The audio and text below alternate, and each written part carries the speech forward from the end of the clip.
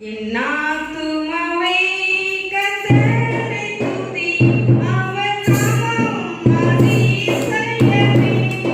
என்னாத்துமாவை கர்த்தரை துதி, அவர் நாமம் அதிசயமே.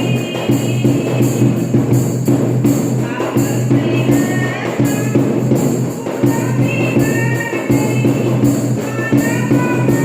நன்மையை இயேசுவை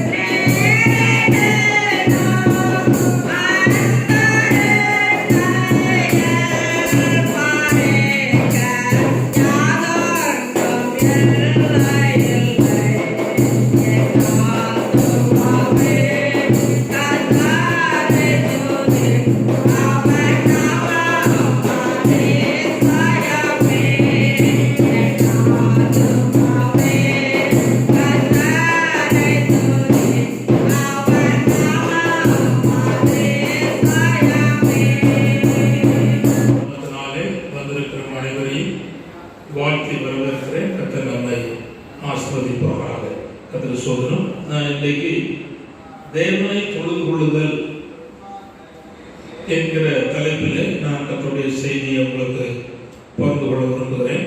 அந்த தொழுது கொள்ளுதலில் உண்டாகிற தவறுகள், அந்த தொழுதுகளில் உண்டாகிற வழுகி போகிற தன்மைகள், அந்த தொழுது கொள்ளுதனால் உண்டாகிற ஆசீர்வாதங்கள், இதை பகுத்து சில காரியங்களை உங்களோடு கூட பகிர்ந்து கொள்ள விரும்புகிறேன். பரலோகத்திலையும் இதே ஆராதனை நடக்கிறது, பூலோகத்திலும் இந்த ஆராதனை நடக்கிறது. பரலோகத்துக்காக தேவன் இந்த பூலோகத்தில் வைத்து நம்மை பயிற்சி கொடுத்து ஆராதிப்பதற்கான வாய்ப்புகளையும் அந்த நேரங்களையும் கற்றுத் தருகிறார். அந்த நேரங்களை நாம் பயன்படுத்தி அந்த உண்மையான அந்த தொழுகை ஆராதனையை நாம் பின்பற்றும் பொழுது பரலோகத்தின் ஆராதனைக்குள்ளாக போவதற்கு நமக்கு வாய்ப்பு கிடைக்கும். இந்த பூமியில் ஆண்டவரை தொழுது கொள்ளும் பொழுதும் தேவனை ஆராதிக்கும் போதும் ஏதோ தானோ என்று இருப்போமானால் அந்த பரலோக ஆராதனைக்கு உள்ளே போவதற்கு வாய்ப்புகள் இல்லை என்பது இந்த வேதத்தில் மிக திட்டமாக இருக்கிறது. ரட்சிக்கப்பட்டிருக்கலாம், ஞானஸ்நானம் எடுத்திருக்கலாம், கர்த்தருக்காக காணிக்கை கொடுக்கலாம். அப்படி இருந்தும் ஆண்டவரை தொழுது கொள்ளவில்லை, ஆண்டவரை ஆராதிக்கவில்லை என்றால் அந்த மேன்மையான இடத்திற்கு போக முடியாது என்பதை நாம் அறிந்து கொள்ள வேண்டும். நான் இப்பொழுது வெளிப்படுத்தின விசேஷம் 22ஆம் அதிகாரம் 9ஆம் வசனத்தை வாசிப்போம். வெளிப்படுத்தின விசேஷம் 22:9. அதற்கு அவர் நீ இப்படி செய்யாதபடிக்கு பார், உன்னோடும் உன் சகோதரரோடும் தீர்க்கதரிசிகளோடும் இந்த புஸ்தகத்தின் வசனங்களை கைக்கொள்ளுவதோடும் கூட நான் ஒரு ஊழியக்காரன் தேவனை தொழுதுகொள் என்றார். இருந்த வண்ணமாய் தலை தாழ்த்தி ஜெபிப்போம். பரலோக பிதாவே, நல்லாண்டவரே, நன்றியோடு நாங்கள் உம்மை துதிக்கிறோம், ஸ்தோத்திரிக்கிறோம். இந்த திருவசனத்தை கர்த்தருடைய கரத்தில் நாங்கள் ஒப்புத்தருகிறோம். ஆண்டவருக்கு ஆசீர்வதித்து தாரும். தேவன் இந்த வார்த்தை கொண்டு கர்த்தர் பேசும். இயேசுவின் நாமத்தில் ஜெபிக்கிறோம் நல்ல பிதாவே, ஆமென். கர்த்தர் சொல்கிறோம். இங்க நடந்த இந்த சம்பவம் சாதாரணமான ஆள் இல்லை. கவனிங்கள். இயேசுடைய மார்பில் சாய்ந்த யோவான், சொல்ல போனால் கர்த்தருடைய வசனத்தின் நிமித்தம், சத்தியத்தின் நிமித்தம் நாடு கடத்தப்பட்டு பத்மு என்னும் தீவில் இருக்கிறான். கர்த்தருடைய நாளில் ஆவிக்குள்ளாகிறான். கர்த்தர் சொல்கிறோம். இவனுடைய ஆவிக்குரிய ஜீவித்தினுடைய மேன்மையே மகா விசேஷமானது. கர்த்தர் சொல்கிறோம். அதாவது வேத புத்தகத்திலே 3 முறை ஆவிக்குள்ளாகிற தன்மையை இந்த வெளிப்படுத்தின விசேஷத்தில் பார்க்கிறோம். அதை நான் முதலாவது சொல்ல விரும்புகிறேன். வெளிப்படுத்தின விசேஷம் 1ஆம் அதிகாரம் 10ஆம் வசனத்தை வாசிப்போம். வெளிப்படுத்தல் 1:10. இன்னொரு ஆளு வெளிப்படுத்தின விசேஷம் 17ஆம் அதிகாரம் 3ஆம் வசனம். நான் வாசிக்கிறேன். கர்த்தருடைய நாளில் ஆவிக்குள்ளானே, அப்பொழுது எனக்கு பின்னாலே எக்காலம் சத்தம் போல ஒரு பெரிதான சத்தத்தை கேட்டேன். கர்த்தர் சொல்கிறார், கர்த்தருடைய நாளில் ஆவிக்குள்ளானான் என்று சொல்லப்பட்டிருக்கிறது. இந்த யோவான் தனிமையாக தான் இருக்கிறான், தன்னை கணித்தவனாக பத்மதீவில் இருக்கிறான். ஆனா கர்த்தருடைய நாளில், அதாவது உயிர்த்தெழுந்த நாளில் அவன் என்ன செய்கிறான்? ஆவிக்குள்ளாகிறான். நல்ல பாருங்க, நல்ல அனுபவம், நல்ல மேன்மையான தன்மை உள்ளவர். கர்த்தர் சொல்கிறார். வெளிப்படுத்தின விசேஷம் 17:3. ஆவிக்குள் என்னை வனாந்தரத்துக்கு கொண்டு போனார். அப்போது கர்த்தர் சொல்கிறார், ஆவிக்குள்ளாகி கர்த்தர் அவனை வனாந்தரத்துக்கு கொண்டு போறார். நல்ல கவனிச்சாங்க. ஆவிக்குரிய அனுபவத்தில் உச்ச நிலையில் இருக்கிறார். யாரு? பத்மதீவு யோவான். கர்த்தர் சொல்கிறார். 3வது வெளிப்படுத்தின விசேஷம் 21ஆம் அதிகாரம் 10ஆம் வசனம்.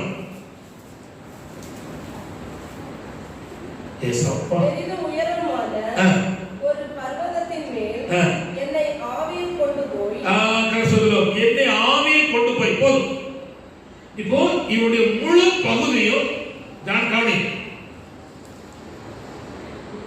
முழு பகுதியும் ஆவியின் அனுபவத்துக்குள்ளே, ஆவி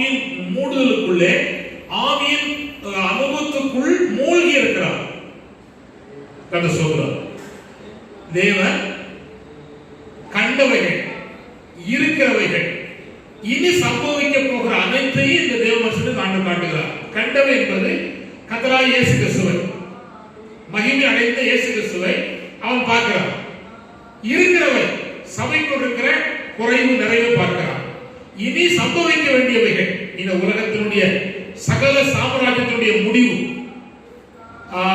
அந்திகிறிஸ்துவின் ஆட்சி, 1000 வருஷ அரசாட்சி, பரலோகத்திலே இருக்கிற மகிமையான மேன்மையான அனுபவங்கள் அத்தனையும் இவன் பார்க்கிறான்.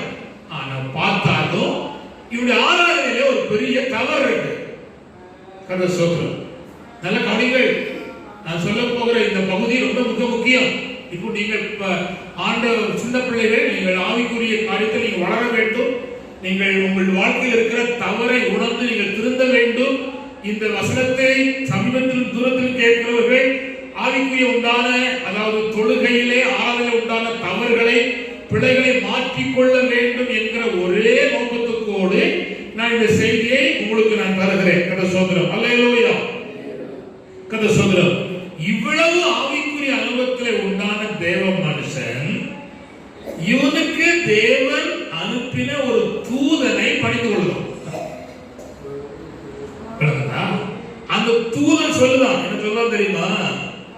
அதற்கு அவன், நீ இப்படி செய்யாதபடி பார். 22:9 உன்னோடும் உன் சகோதரோடும் தீர்க்கதரிசிகளோடும், அந்த தூதன் அழகா சொல்றான், உன்னோடும் உன் சகோதரோடும் தீர்க்கதரிசிகளோடும் இந்த புஸ்தகத்தில் உள்ள வசனங்களை கை கொள்ளுகிறவர்கள், அப்படின்னா விசுவாசி,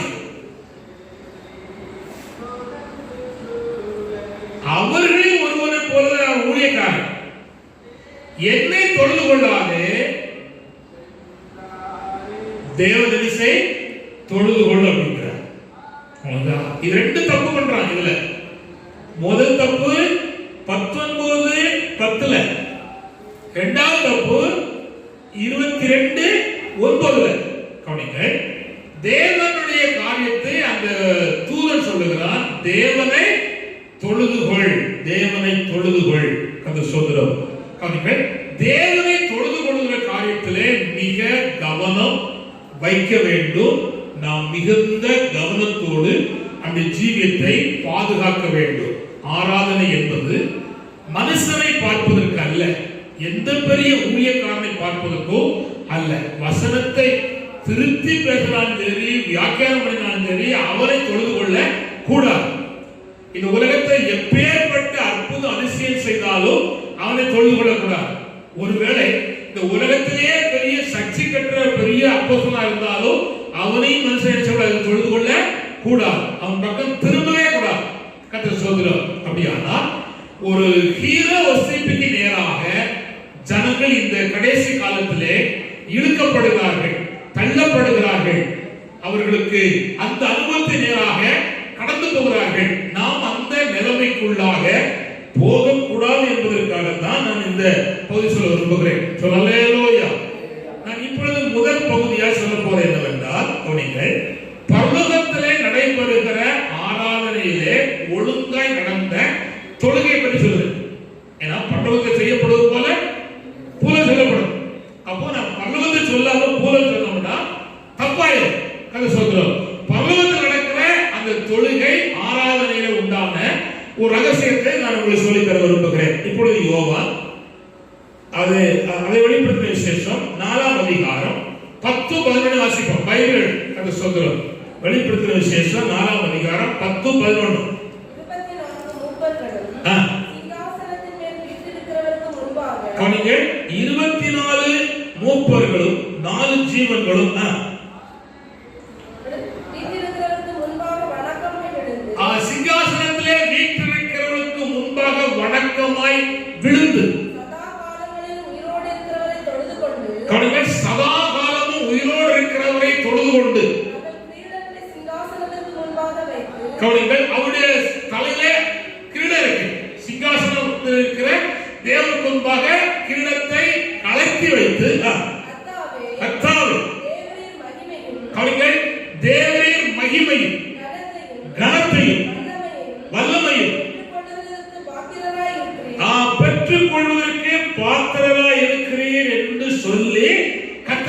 கொண்டார்கள். போது நாளைக்கு 24 மூப்பர்களும் 4 ஜீவன்களும் பரலோகத்திலே கர்த்தராகிய இயேசு கிறிஸ்து சிங்காசனத்தில் வீற்றிருக்கிறதுக்கு முன்பாக தங்கள் மேல் இருந்த கிரீடத்தை கீழே இறக்கி வைத்தார்கள்.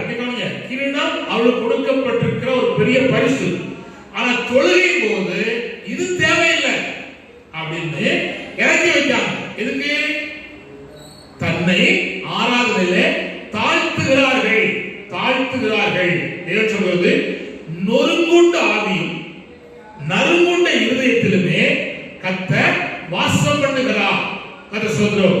ஆராதனை அப்படிதான். ஆராதனை உட்கார்ந்துட்டு பெருமையா யோசிச்சுட்டு இருந்தாலே அது சத்துருவை ஆராதிப்பதற்கு கடையாளமா மாறிடும்.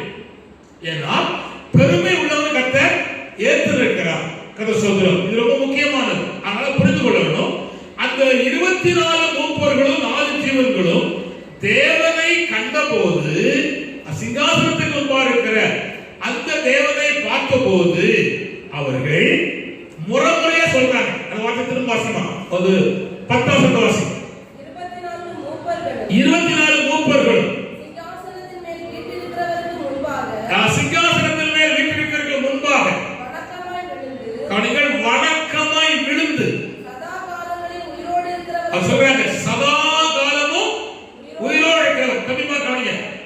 யாரை தொழுது கொள்ளணும்னா, செத்து போற மனுஷனை ஒரு நாள் தொழுது கொள்ளக்கூடாது. ஊழியரா இருக்கலாம், பிரதிஷ்டை உள்ளவனா இருக்கலாம், ஊழியக்காரியா இருக்கலாம், சபையுடைய மேய்ப்பனா இருக்கலாம், பெரிய பாஸ்டரா இருக்கலாம், எல்டரா இருக்கலாம், பிரசிடென்டா இருக்கலாம், யாரா இருக்கலாம். அவன் செத்து போறவன். ஒரு மரணமாக அவனுக்கு உண்டு. 2ஆம் மரணம் இல்லாம இருக்கலாம். ஒரு மரணம் உண்டு. அப்ப யாரை தொழுது கொள்ளணும்? உயிரோடு இருக்கிற தேவனை தொழுது கொள்ளணும். ஆனா இந்த உலகத்திலே பலவிதமான அனுபவம் நடக்காது, விட்டுரும். அந்த சொல்றது நமக்கு தேவையில்லை. உயிரோடு இருக்கிற தேவனை தொழுது கொண்டு வாசிமா. தங்கள் கிரீடங்களை சிங்காசனத்துக்கு முன்பாக வைத்து தன்னை தாழ்த்துறது. கர்த்தாவே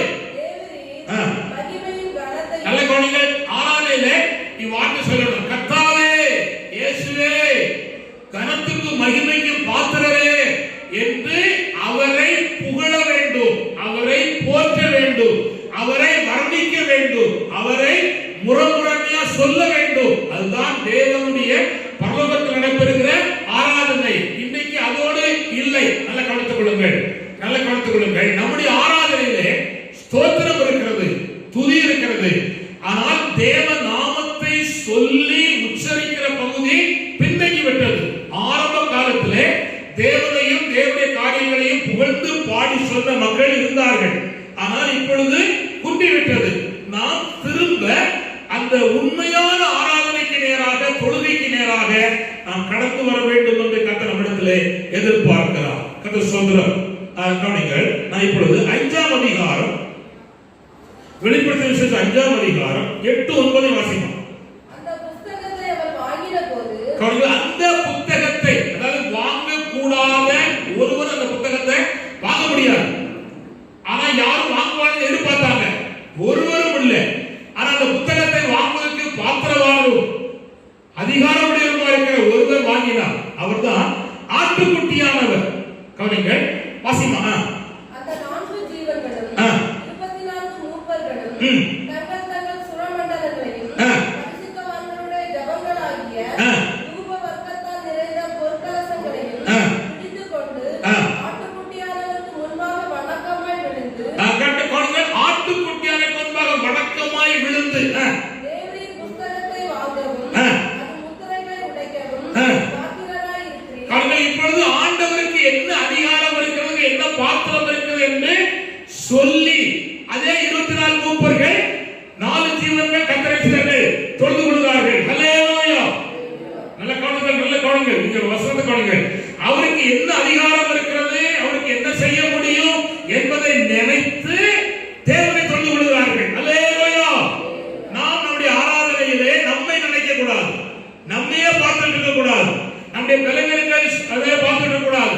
தேவனாகிய ஆண்டவர் எப்பேற்பட்ட அதிகாரமுடையவர், எப்பேற்பட்ட மகத்துவமுடையவர் என்பதை பார்த்து அந்த வார்த்தையை சொல்லி கர்த்தரை செய்ய வேண்டும், ஆராதிக்க வேண்டும். ஹல்லேலூயா. ஆட்டுக்குட்டியானவரை ஆண்டவரை தொழுது கொள்கிறார்கள். சொல்றோம். அடுத்தது 5:14. அதற்கு 4 ஜீவன்களும் ஆமென் என்று சொல்லுங்க. 24 மூப்பர்களும் வணக்கமாய் விழுந்து அதை சொல்லுங்க. கருங்கள், தூதர்கள் ஸ்தோத்திரத்தை ஏறெடுத்த பின்னர் 24 மூப்பர்களும் நடக்கவில்லை. அந்த 4 ஜீவன்களும் தேவனுக்கு முன்பாக சாஷ்டாங்கமாய் விழுந்து தொழுது கொண்டார்கள். அப்படின்னா நல்ல கவனிங்க, தேவனை ஸ்தோத்திரம் பண்ணின பின்பு கதை சொல்கிறோம், நாம் தேவனை தொழுது கொள்ள வேண்டும் என்பதை கர்த்தர் நம்மிடத்தில் எதிர்பார்க்கிறார். அல்லேலூயா. கவனிங்கள், கைதட்டி ஆராதிப்பது, நல்ல கவனிங்க, கைதட்டி ஆராதிப்பது, சத்தம் போட்டு ஆராதிப்பது, உயர்த்தி ஆராதிப்பது, நடனமாடி கர்த்தரை ஆராதிப்பது, போற்றி ஆராதிப்பது, தொழுது கொள்வது ஒரு பக்கம் இருந்தாலும் அந்த காலத்தில் ஆராதனையுடைய முடிவை நீங்க பார்த்தீங்கன்னா அமைதியில் உள்ள ஒரு ஆராதனை இருக்கும். லாஸ்ட்ல அந்த ஆராதனை முடிவுல ஒரு 10 நிமிஷம் மிக கொய்த்தா இருக்கும். ஒரு குண்டூசி விழுந்தாலும் சத்தம் கேட்கும். அது என்னன்னா, ஊழியக்காரனும் ஜனங்களும் வேற ஒரு சிந்தை இல்லாமல் தேவனையே பார்த்துட்டு இருப்பாங்க. அப்பொழுதுதான் கர்த்தர் பேசுவார், தரிசனம் கொடுப்பார், வெளிப்பாடு கொடுப்பார், எதிர்காலத்தினுடைய மேன்மையான காரியத்தை சொல்லுவார். இப்ப நான் உங்களுக்கு சிம்பிளா சொல்லி தருகிறேன். நீங்க பழைய ஏற்பாடு காலத்துல இஸ்ரவேல் ஜனங்களுக்கு பாவ நிவர்த்தி நாள் என்று ஒரு நாள் உண்டு. கதை சொல்றோம். அன்றைக்கு பிரதான ஆசாரியர் கையில தூபத்தையும் இன்னொரு கையில ரத்தத்தை எடுத்துக்கொண்டு உள்ள போவார். உள்ள போகும் பொழுது, அதாவது நிலையங்கி அந்த வஸ்திரத்தை போட்டிருப்பார். லாஸ்ட்ல மாதுளம்பழம் பொன்மணி தொங்கும். அதை சொல்றோம். முந்தின காலத்துல அந்த ஜனங்கள் தேவனுக்கு முன்பாக சந்தோஷத்தோடு பட்சத்தோடு ஆராய்க்கும் போது சாவில்லை. ஆனால் பிந்தின காலத்துல தவறு இருந்தனாலே ஆசாரியர் உள்ளே இறந்து போகிறார். அதை தூக்க போக முடியாது. அதனால ஒரு கயிறை கட்டி விட்டார்கள். அதை சொல்றோம். இப்ப கவனித்துக் கொள்ளுங்க, இங்கே வெளியே இருக்கிற ஜனங்கள் ஒரு சத்தம் இருக்காது. உள்ள போனவர் சத்தம் போட முடியாது. அவன் பயந்து நின்றுட்டே இருப்பான். ஆண்டவரே, என் ஜனத்தினுடைய பாவத்தை மன்னி, என் பாவத்தை மன்னி, என் குடும்பத்தினுடைய பாவத்தை மன்னியும். ஆராய்ந்து ஏற்பட்டிருக்கிற தவறோ பிழையோ உண்மை பார்ப்பதை விட்டு வேற எங்க பார்த்திருந்தாலோ, உடைய பிரயாணத்திலே தவறு வந்திருந்தாலோ எல்லாம் மன்னியும் மன்னியும் மன்னியும் மன்னியும், எங்களை விட்டு விடாதே, உடைய கோபத்தை அழித்து விடாது சொல்லிக்கிட்டே மனசு நிற்பான். கட்ட முடியாது. ஒரு கையில ரத்தம், இன்னொரு கையில தூப கலசம் வச்சுக்கிட்டே நிற்பான். இங்கே வெளியே உள்ள ஜனங்கள் அத்தனை பேரும் சாஷ்டாங்கமாய் விழுந்து, இஸ்ரவேலுடைய அனைத்து ஜனங்களும் பிள்ளைகளும் விழுந்து, என்னுடைய ஊழியக்காரனுக்கு எந்த ஆபத்து வந்துடக்கூடாது நல்வார்த்தையை சொல்லும் விழுந்தான். அப்பொழுது ஓராண்டு காலத்துக்குரிய அனைத்து ஆசீர்வாதத்தையும் ஒரே நேரத்தில் சொல்லி ஆசீர்வாதம் தருவோம். அல்லேலூயா, அல்லேலூயா. இன்னைக்கு நம்முடைய ஆராதனை கலப்படமாகிவிட்டது. ஊழியக்காரனுக்கு ஒரு பாட்டு தெரிஞ்சா 100 பாட்டு பாடலாம்.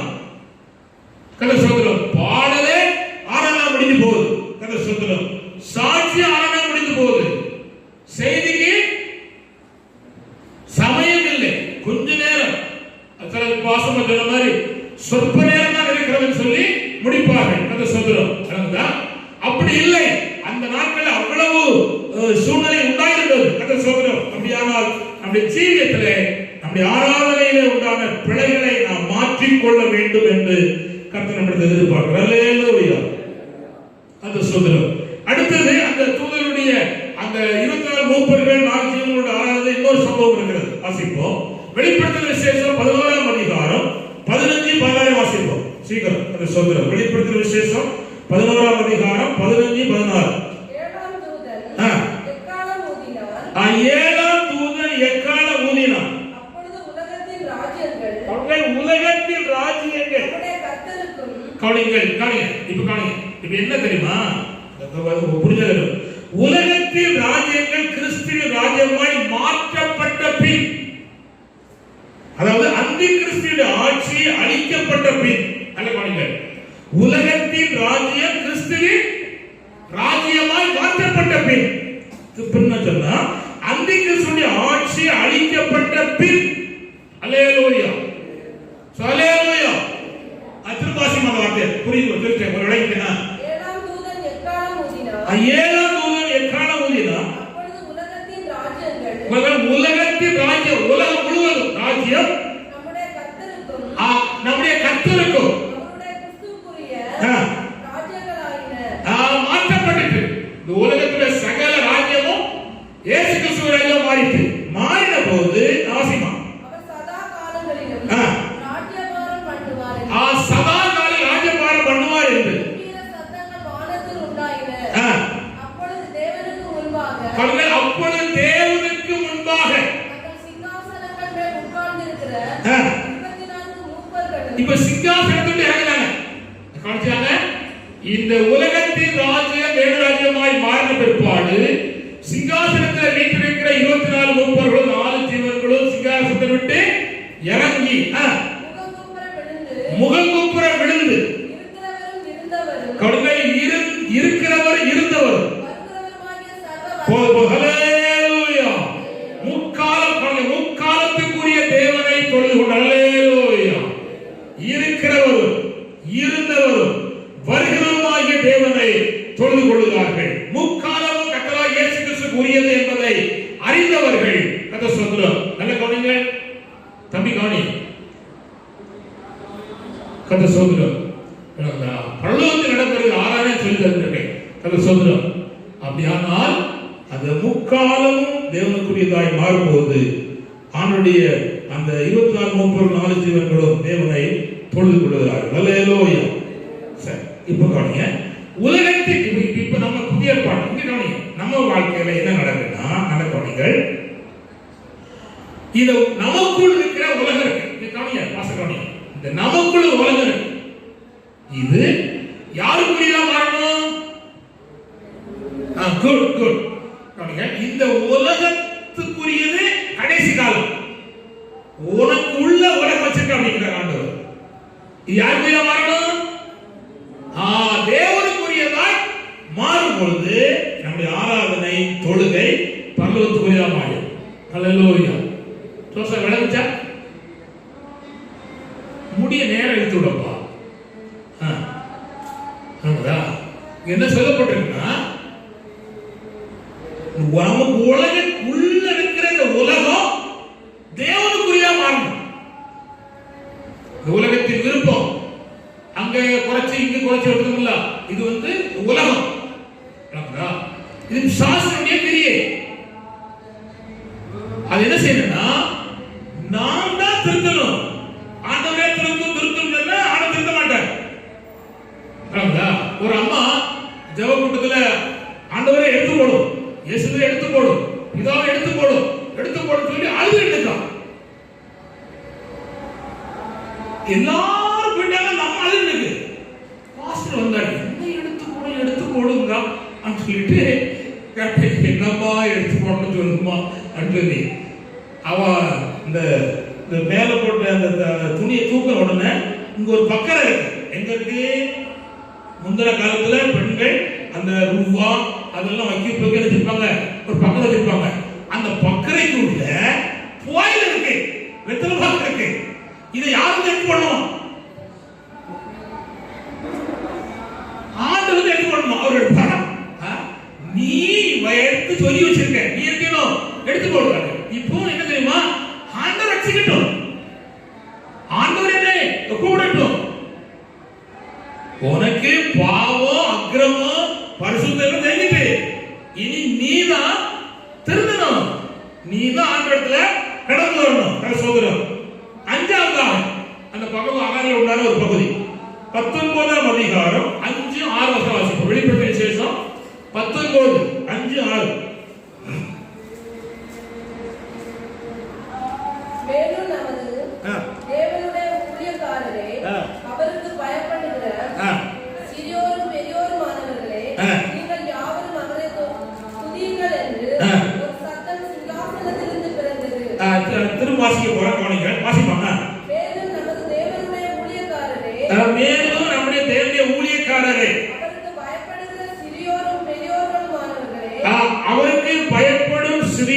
பெரியவர் மாறுளே அப்படி காணி பாஸ்ட் பையன் கவனி. நீங்கள் யாவரும் அவரை துதியுங்கள் என்று ஒரு சத்தம். நீங்கள் யாவரும் அவரை துதியுங்கள் என்ற சத்தம் சிங்காசனத்திலிருந்து பிறந்தது. ஆராதனை எங்க தொடங்குது தெரியுமா? பரலோகத்திலிருந்து பூலோகத்தில் உள்ள காரியத்தை தொடங்குகிறார். சிறியோரும் பெரியோரும், அதான் திருப்பத்தில் தரேன், சிறியோரும் பெரியோரும் உங்கள் தேவன் என்ன செய்யுங்க? ஸ்தோத்திரம் பண்ணுங்கள், துதியுங்கள் என்று பரலோகத்திலிருந்து சத்தம் உண்டாயிற்று. அல்லேலூயா. வாய்த்த சத்தமா சொல்லு. அதான் கர்த்தர் ஸ்தோத்திரம். நீ வாய் திறக்காம இருப்பதே சாட்சி கடவுளுக்கு அடையாளம். கை தட்டு, கை தட்டி ஸ்தோத்திரம் பண்ணு.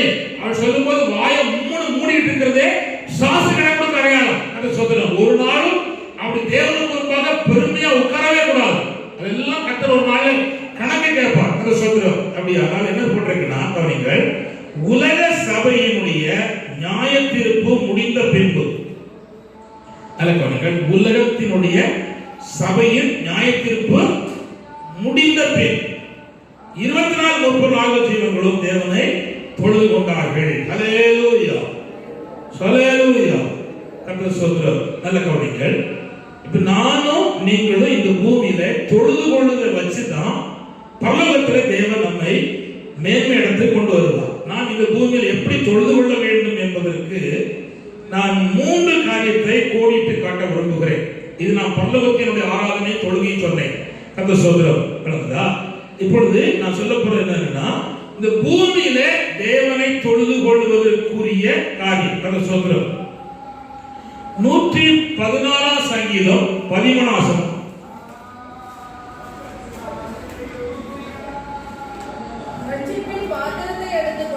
ரட்சிப்பின் பாத்திரத்தை எடுத்துக்கொண்டு கர்த்தருடைய நாமத்தை தொழுது கொள்ளுவேன். கர்த்தர் ஸ்தோத்திரம். நாம் இந்த பூமியில எப்படி தொழுது கொள்ள வேண்டும் என்று கர்த்தர் சொல்றார். ரட்சிப்பின் பாத்திரத்தை எடுத்துக்கொண்டு கர்த்தருடைய நாமத்தை செய்யணும், தொழுது கொள்ளணும். இப்போ நீங்க எல்லாரும் ஆண்டவரை ஆராதிக்க வந்திருக்கிறீங்க. ரட்சிக்கப்பட்டிருக்கீங்களா? கர்த்தர் ஸ்தோத்திரம். ரட்சிக்கப்பட்டிருக்கீங்களான்னு கேட்டா சொல்ல தெரியணும். ரட்சிக்கப்பட்டிருக்கிறேன். 10th பாஸ் பண்ணிட்டியா? அவன் கேட்டா உறுதியா சொல்லுவான், ஆமா பாஸ் பண்ணிட்டேன் அவன் சொல்லுவேன். அது போல ரட்சிக்கப்பட்டிருக்கிறையா என்று சொல்லி கேட்டா ரட்சிக்கப்பட்டிருக்கிறேன். இப்போ ரட்சிக்கப்பட்ட அந்த பாத்திரத்தோடு தேவன் செய்யணும், தொழுது கொள்ளணும். ஒரு ரேஷன் கடைக்கு போனா ரேஷன் கார்டு கொண்டு போகணும், இல்லைன்னா ஸ்மார்ட் கார்டு கொண்டு போகணும். சும்மா பணம் தருவானா? தரமாட்டான், தரமாட்டான். அதே போல ஆண்டுடைய ஆசீர்வாதம் நமக்கு வரணும்னா, நன்மை உண்டாகணுமானா, பெருக்கம் உண்டாகணுமானா, நான் அறிந்து கொள்ள வேண்டும், ரட்சிக்கப்பட்ட பாத்திரத்தை எடுத்துக்கொண்டு கர்த்தர் நாமத்தை செய்யணும், தொழுது கொள்ள வேண்டும். அல்லேலூயா. அப்படி என்றால் என்ன? ரட்சிக்கப்பட்ட பாத்திரம் என்றால் என்ன? சொல்லி தரணும்ல, இல்லைன்னா சங்கடம் தான். அல்லேலூயா. இதுக்கு மீட்கப்பட்ட இஸ்ரவேலுடைய ஆராதனை சுட்டி காட்ட விரும்புகிறேன். மீட்கப்பட்ட இஸ்ரவேலுடைய ஆராதனை. எகிப்துல 9 வால் நடந்துச்சு. ஜனங்கள் மீட்கப்பட்டு வந்தாங்களா? வரல. அற்புதம் நடந்துச்சு, அதிசயம் நடந்துச்சு, எல்லாரும் கண்ணால கண்டாங்க, வித்தியாசம் பார்த்தாங்க, வெளியே வந்தாங்களா? வரல. எப்போ வந்தாங்க? ஆட்டுக்குட்டியின் ரத்தத்தை அடித்து நிலைக்கால ஜன்னலில் பூசி இனிமேல் சங்காரத்திலே வரமாட்டார் என்று ரத்தத்தை விசுவாசித்த போது அவர்கள் 430 வருஷ காலமாய் இரும்பு காலவாசலுக்குள்ளே அடைக்கப்பட்ட ஜனங்கள் வெளியே வந்து செங்கடலை தாண்டி ஞானஸ்நானம் பெற்று கர்த்தருடைய காரியத்துக்குள்ளாய் கடந்து வந்து வனாந்தரத்திலே சென்று கர்த்தரை ஆராதித்தார்கள். அல்லேலூயா. அப்போ ரட்சிக்கப்பட்ட பாத்திரம் என்றால் என்ன? நல்ல கவனிங்க. பழைய ஏற்பாட்டிலே ஆட்டுக்குட்டி ரத்தத்தை ஒரு விசுவாசித்து ஏற்றுக்கொண்டு நாம் தப்பி வந்தது போல, புதிய ஏற்பாட்டு காலத்திலே கர்த்தராகிய இயேசு கிறிஸ்து பாவ மன்னிப்பின் நிச்சயத்தை பெறுவதற்காக கல்வாரி சிலுவையிலே பிதாவுக்கு முன்பாக, இந்த உலகத்தினுடைய அதிபதியாக சத்துருக்கு முன்பாக ரத்தத்தை சிந்தி சம்பாதித்து வைத்த அந்த ரட்சிப்பை விசுவாசித்து ஒருவன் ஏற்றுக்கொள்ளும் பொழுது கர்த்தர் அந்த ரட்சிப்பின் பாத்திரத்தை தேவன் கையிலே கொடுக்கிறார். அல்லேலூயா, அல்லேலூயா. கர்த்தர் ஸ்தோத்திரம். அதை நீங்கள் தொடர்ச்சியாக சில காரியங்கள் இருக்கிறது, சிலருக்கு இது இல்லாம ரட்சிப்பு கொடுக்கிறார். அது எப்படின்னா,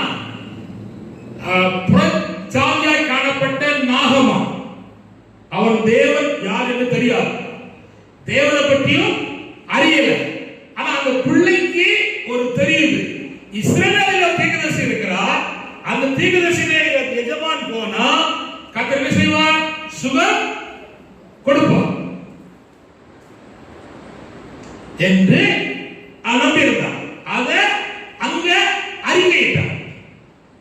நாகமா வந்தார். முதல்ல தப்பு, போனான். ரெண்டாவது ஒழுங்குக்கு வந்தான். அந்த யோர்தான்ல 7 முறை அவன் முங்கி எரிச்ச போது தேவனாய ஆண்டவர் அவனுக்கு கொடுத்த சுகம் ரட்சிப்பினராக நடத்திவிட்டது. அல்லேலூயா, அல்லேலூயா. சரீரத்திலே கண்ட மாற்றத்தினாலே அவன் கர்த்தரை விசுவாசித்தான், நம்பினான். அப்ப பாருங்க, ஒருவனுக்கு இயேசுவையே நம்மளுக்கு பாக்கியம் கொடுக்கிறார், இன்னொருக்கு சுகத்தை கொடுத்து இயேசுவை நம்மளுக்கு பாக்கியத்தை ஆண்டவர் கொடுக்கிறார். உங்களுக்கு எப்படி கொடுக்கிறார் எனக்கு தெரியாது. சோதரம், அல்லேலூயா. இன்னொன்னு வாசிக்க போறோம். கதை சோதரம் வாசிக்க போறோம். வாசிப்போம். அப்போஸ்தலர் நடவடிக்கை 8ஆம் அதிகாரம் 27-39 வாசிக்க போறோம். சீக்கிரம் வாசிங்க. அப்போஸ்தலர் 8:27. அந்தபடி அவன் எழுந்து போனான். அப்பொழுது எத்தியோப்பியருடைய ராஜஸ்திரியாகிய கந்தாகா என்பவளுக்கு மந்திரியும் அவனுடைய பொக்கிஷம் எல்லாவற்றிற்கும் தலைவனுமாயிருந்த எத்தியோப்பியனாகிய ஒருவன் பணிந்து கொள்ளும்படி எருசலேமுக்கு வந்திருந்து, தேவனை பணிந்து கொள்ளும்படி எருசலேமுக்கு வந்திருந்து ஊருக்கு திரும்பி போகும்போது ரதத்திலே உட்கார்ந்து ஏசாயா தீர்க்கதரிசியின் ஆகமத்தை வாசித்து, சரி, அவன் வேதத்தை வாசிக்கான். வேதம் அவனுக்கு புரியல. வேதத்தை புரியாம வாசிட்டு இருக்கான். ஆனா புரியப்படுவதற்கு கர்த்தர் பிலிப்பை அனுப்புகிறார். தெரியுமா? காணிய ஒரு புரியலையோ வேதம் வாசி. நிச்சயம் சொல்கிறேன், ஒரு ரட்சிப்பு தேடி வரும். அல்லேலூயா, அல்லேலூயா. வாசிக்கிறான். எங்க போகும்போது? ரதத்தில் போகும்போது தேவனை தொழுகிட்டு தான் வரான். ஆனா அவனுக்கு திருப்தி இல்லை. என்ன இல்லை? திருப்தி இல்லை. வேதம் வாசிக்கிறான், ஆனால் அவனுக்கு திருப்தி இல்லை. ஆண்டவர் பிலிப்பை அனுப்பி சொல்ல வேண்டிய போதெல்லாம் சொன்னார். அப்பொழுது அவன் கேட்கிறான், நான் ஞானசாரம் பெற தண்ணீர் இருக்கிறதே, என்ன தடை? கேட்டது யாரு? மந்திரி. பிலிப்பு இல்ல, மந்திரி கேட்டான். எனக்கு ஞானசாரம் வேணும். கண்டிப்பா கவனிங்க. அந்த எத்தியோப்பியா தேசத்துல அவன் தான் நிதி அமைச்சர். எங்க போயிட்டு வரான்? எருசலேமை கர்த்தரை தொழுது வரான். ரதத்துல வேத வாசிக்கான். நல்லா கவனிங்க. பணம் கோடி கணக்கில் இருக்கு. என்ன இல்ல? சந்தோஷம் இல்ல, சந்தோஷம் இல்ல. இப்போ பிலிப்பு சொல்லுக்கு மந்திரி கீழ்ப்படுத்தி 2 பேர் தண்ணியில இறங்கி அவன் ஞானசாரம் கொடுத்து கரையேறின உடனே சந்தோஷமா பாரு. இப்ப ஆறாவது திருப்தி ஆயிட்டாங்க. அல்லேலூயா. அப்ப தொழுகை என்பது முடிச்சு போகும்போது வேதத்தை பார்த்தோடு இல்ல, வியாக்கியானம் பண்ணதோடு இல்ல, போக முடியுமா? சந்தோஷத்தோடு போகணும், சந்தோஷத்தோடு போகணும். வந்துட்டு வந்த வண்ணமாய் போனா ஆராதனை தொழுகையில் என்ன இல்ல? இல்லை. கதை சொல்லலேலூயா. ஆனா நல்ல கவனிங்க, இதுல நம்முடைய ஜீவியத்தை ஆண்டவரை தேவன் உண்டென்றும் அவரை தேடுகிற யாவருக்கு அவர் பலனளிக்கிறார் என்றும் விசுவாசிக்க வேண்டும். ஆனா ஆரம்பத்தில் விசுவாசிப்பான். ஆனா அந்த விசுவாசம் கொஞ்சம் கொஞ்சமாக வழுகி போகும். ஏன் வழுகுது? நல்ல கவனிங்க, அதை நான் சொல்லி தந்துடுறேன். சொன்னாதான் நம்ம ஆராதனை ஜெயிக்கும். நிறைய பேருக்கு முந்தின நாளில் ஆராதனை போல இப்ப இல்ல. ஏதோ குகைக்குள்ள சர்ச்சுக்குள்ள போயிட்டு வர மாதிரி இருக்கு. ஒரு சகோதர கேட்டேன், தம்பி ஆராதனை போயிட்டு வர? இல்ல பாஸ்டர், ஒரு மகிழ்ச்சியும் இல்லை, பாடலும் சரியில்லை, செய்தியும் சரியில்லை, சாட்சியும் சரியில்லை, அங்க ஊத்துற கஞ்சி சரியில்லை. அது சொல்லுதான், அந்த வரிசை சொல்லுதான். அப்போ அவனுக்கு எத்தனை பாட்டு பாண்டாங்க? நிறைய பாட்டு பாண்டாங்க வாச. அப்ப ஆரம்பிச்சு ஒண்ணும் இல்லை. காரணம் என்ன? தேவன் உண்டென்றும் அவரை தேடுகிற யாவருக்கும் அவர் மிகுந்த பலனளிக்கிறார். என்ன செய்யணும்? விசுவாசிக்கணும். அந்த விசுவாசத்துக்கு வழிகிட்டு கவனிங்க. நம்முடைய விசுவாசத்தை எப்படி வலுவ பண்ணுகிறது என்பதை நான் கவனிக்க போறேன். யூதா 3 வாசிக்கலாம். யூதா 3 வாசம். யூதா 3 வசனம். ஏசாப்பா.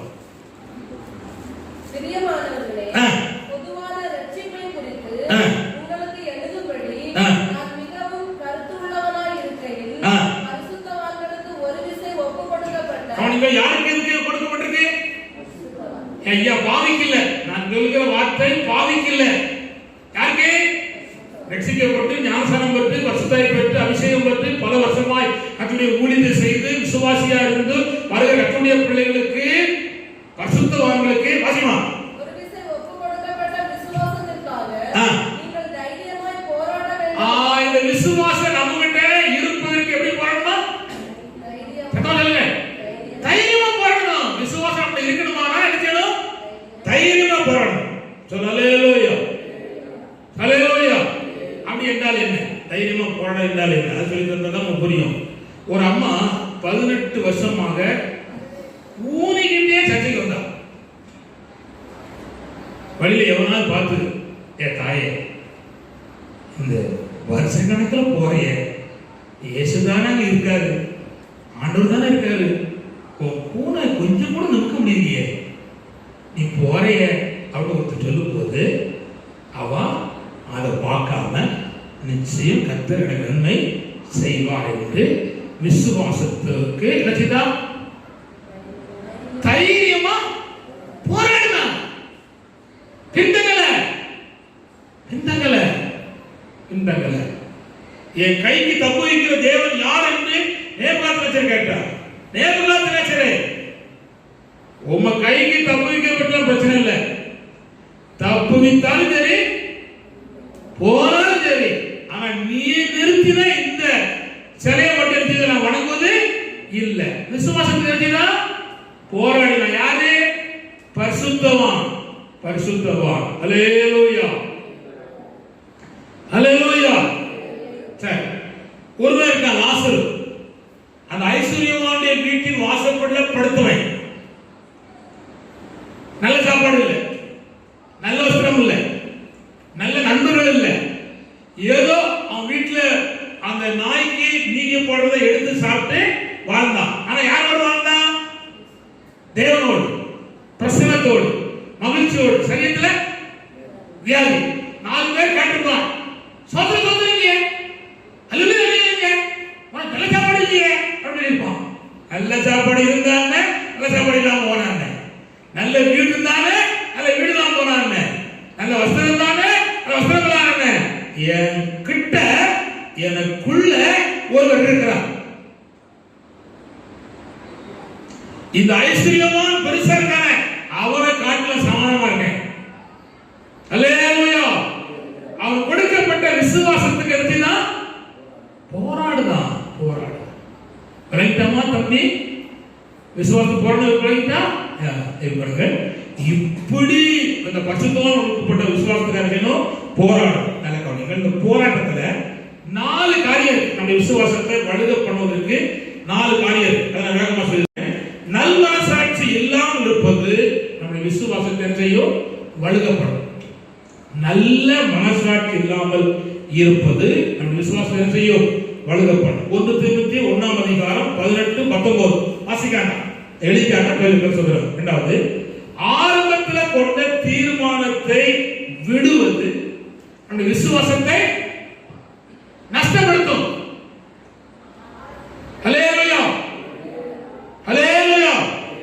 என்னை பார்த்து கேட்டாங்க, இந்த ஊர்ல கேட்டாங்க, செத்த ஊர்ல ஒண்ணும் புழைக்க மாட்டாங்க, தூக்கி அப்படி சொன்னாங்க. நான் சொன்னேன், நீ வராம இருந்தா நல்லது அப்படின்னு.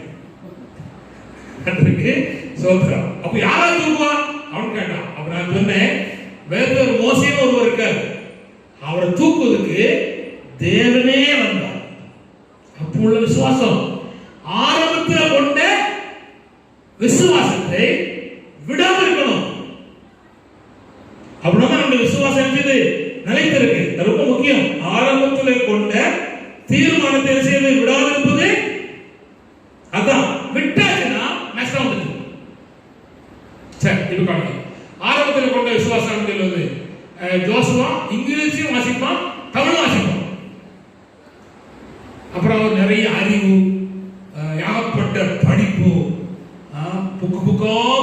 கிழிச்சு வைக்கும். அதனால இங்கிலீஷ் அப்படித்தான். அன்னையில இருந்து உலகம் அவனை சுத்திட்டு பார்த்தா சரப்பணிய போல சாசு அவனை சுத்திட்டு. பாஸ்டர் தப்பு இல்ல, அவன் எடுத்து நான் திரும்ப தூண்டினேன், அத வாசி இதையும் வாசி. நேரம் இருக்கு, நேரம் இல்லாம தான் பரவாயில்ல, நேரம் இருக்கு. ஆனா ஆரம்பத்துல கொண்ட தீர்மானத்துல உறுதி இல்ல, போராடல. 1 தீமோத்தேயு 5ஆம் அதிகாரம் 11 12 வசனம் வாசிக்காம கஷ்டமா இருக்கும். வாசிங்க 1 தீமோத்தேயு 5 11 12. இளவயதுள்ள விதவைகளை அதிலே சேர்த்துக் கொள்ளாதே, ஏனெனில் அவர்கள் கிறிஸ்துவுக்கு விரோதமாய் காமம் விகாரம் பண்ணும்போது விசுவாசம் மனதாகி முதலில் கொண்டிருந்த விசுவாசத்தை, அதில் ஆரம்பத்திலே கொண்டிருந்த விசுவாசத்தை விட்டதினாலே ஆரம்பத்தில் கொண்டிருந்த விசுவாசத்தை தீர்மானத்தை விட்டாச்சுன்னா ஆகிட்டு இருக்கும். அல்லேலூயா. இப்போ 2 மணி நேரம் ஜெபம் பண்ணுவேன் அப்படின்னு ஆரம்பத்தில் கொண்டு இருந்தோம், அல்ல ஒரு நாள் உபவாசம் ஜெபம் பண்ணுவேன் ஆரம்பத்தில் கொண்டு இருந்தோம். அதை விட்டா நம்முடைய விசுவாசம் எழுதிட்டு வழி. அல்லேலூயா. 3வது கவனிங்க, இருக்கிறது போதும்னு இருக்கிறது தான் விசுவாசம். அல்லேலூயா. அல்லேலூயா. பண ஆசை வந்துட்டு விசுவாசம் வைக்கும். அல்லேலூயா. என்னுடைய ஊழியத்திலேயே நான் கெட்டு போன காரணமே இதான். அறிக்கை செய்யணும்ல, அதாவது பிதாவுக்கு முன்பாக இயேசுவுக்கு முன்பாக அறிக்கை செஞ்சால்தான் கர்த்தர் என்னை தூக்குவார் அப்படின்னு தான் அப்படி செய்யறேன். என்னுடைய ஊழியம் மகிமையா நடந்துட்டு இருக்கும்போது என்னை திசைதிருப்பி விட்ட ஊழியர்கள் தான், திசைதிருப்பி விட்ட ஊழியர்கள்னால நான் இந்த சிறையிருப்புல உட்கார்ந்தேன். இன்னும் மீள முடியல. கர்த்தர் தான் இந்த கிருபையால் தூக்குவாராக. 1 தீமோத்தேயு 6ஆம் அதிகாரம் 10ஆம் வசனம். பண ஆசை விசுவாசத்தை வலுவ செய்கிறது.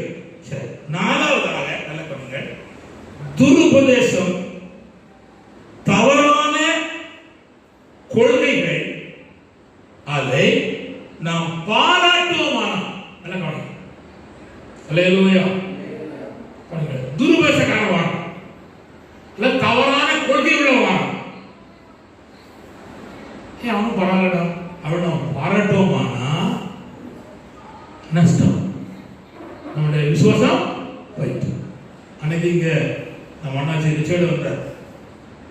அப்போ எனக்கு கால் கொடுத்தான். அதெல்லாம் எவ்வளோ விட்னஸ் இருக்கு. எனக்குலாம் வந்த வேதனை, அப்பாய் பெல்லிசிப்பில் வளர்ந்து என்ன பிரயோஜனம், இந்த தேசத்தில் அவர் வாழ்ந்து என்ன பிரயோஜனம், முழு வேதத்தையும் படிச்சு என்ன பிரயோஜனம், இந்த பிள்ளைகளுக்கு ஒரு நல்ல காரியத்தை செய்யாம போயிட்டாரே அப்படிங்கிற வேதனை என்னை தாங்க முடியல. ஆனா நான் சப்பக்கட்டு கட்டல, மனசார இந்த பிள்ளைகளை பூரா எவ்வளோ விட்னஸை சேர்த்துட்டானேன்னு வேதனை தாங்க முடியல. அதுக்கு யாராவது ஒத்து போனா அப்படி விசுவாசம் செஞ்சுட்டு வழியை போயிட்டு. அல்லேலூயா. புரியுதா? வரைந்தா சொல்றது அல்லேலூயா. சிலுவே வைக்காத சர்ச்சை தான் ஆவிக்குரிய சர்ச்சை. ஆனா சிலுவை வைத்த சர்ச்சை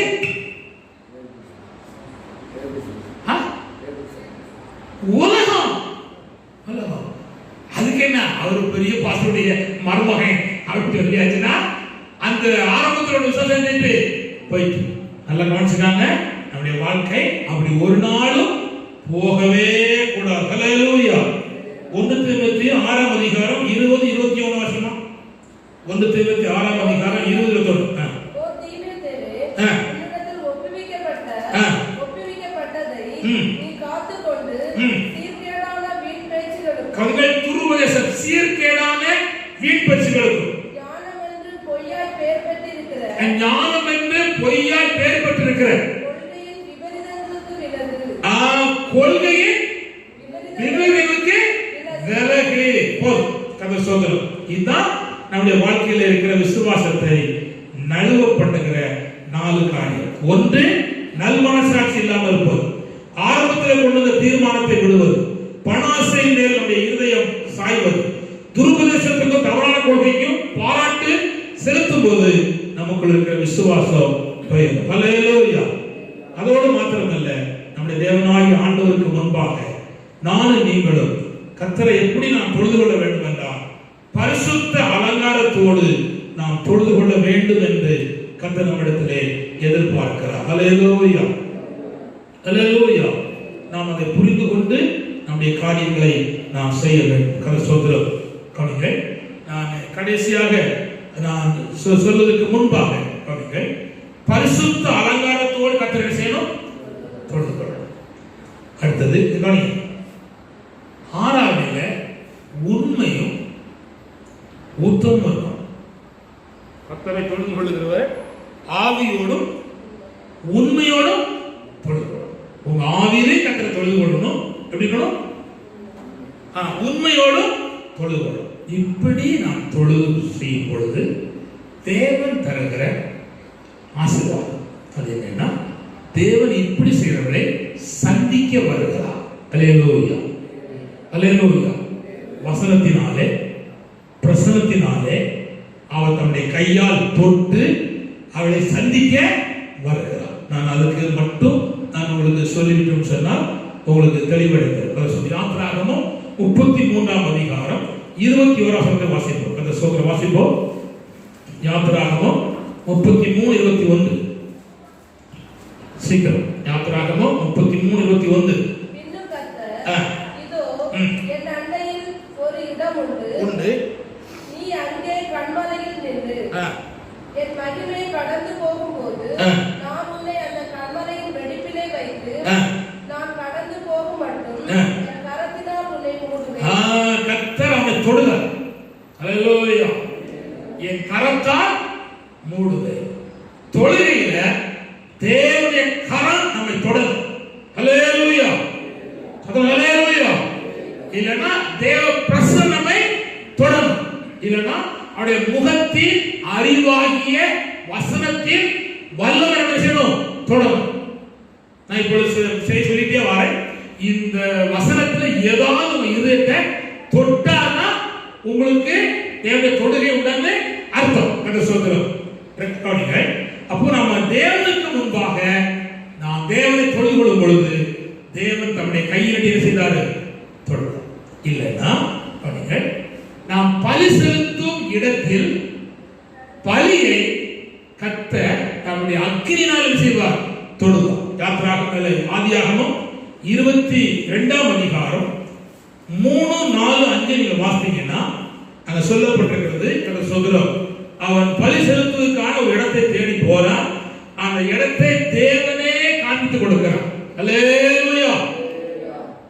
அந்த இடத்தை கண்டபோது நீங்க பின்னால் வாசிக்க தெரியும். அந்த இடத்தை கண்டபோது அவன் தன்னுடைய வேலைக்காரனை கழுதையும் நிறுத்தி, எந்த இடத்தை கண்டபோது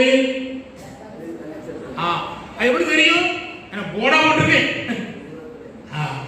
தூரத்துல வந்த தேவனுடைய பிரசன்னம் இறங்கி நிற்காங்க. அல்லேலூயா, அல்லேலூயா. எல்லாம் தெரியாது.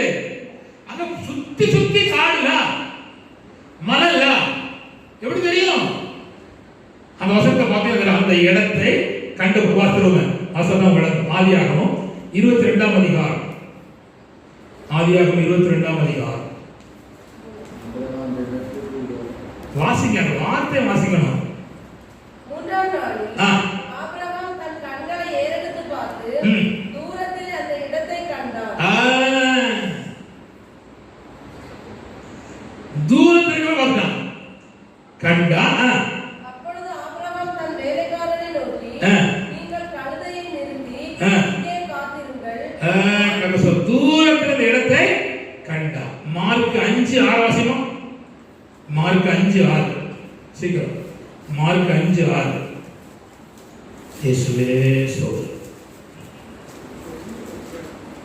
ஹல்லேலூயா. அவன் இயேசுவை தூரத்திலே கண்டபோது போதும். அங்க யார் நின்னா? இயேசுவை தூரத்திலே கண்டபோது போதும். காமிச்சாங்க. அப்ப தூரத்திலே யாரை பார்த்துட்டா? தேவ பிரசன்னத்தை பார்த்துட்டா.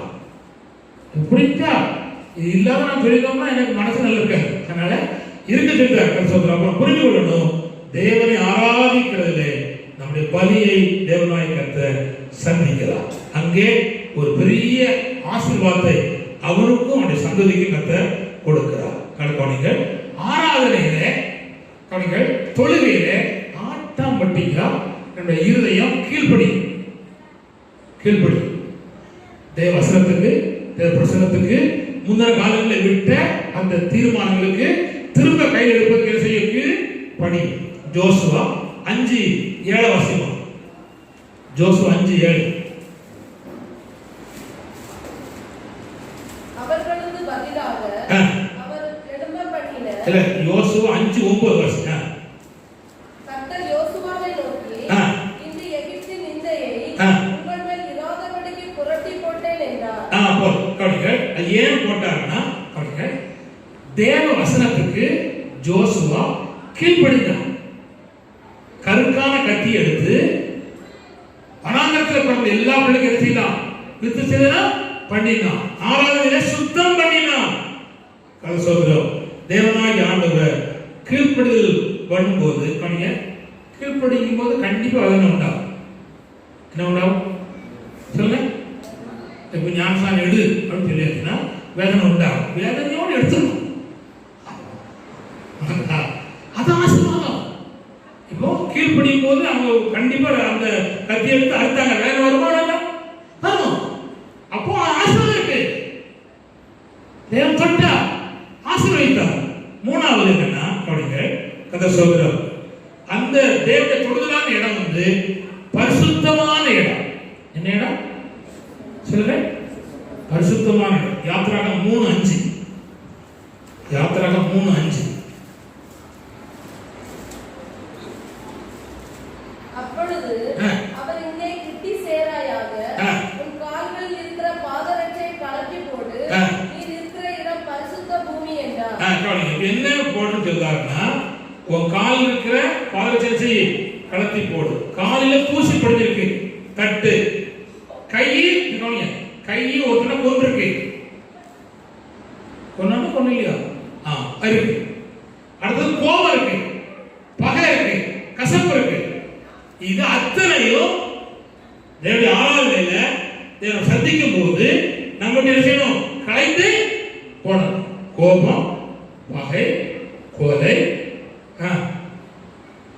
பாவ கிரியைகள் அத்தனை செய்யணும், கலைந்து போடணும்.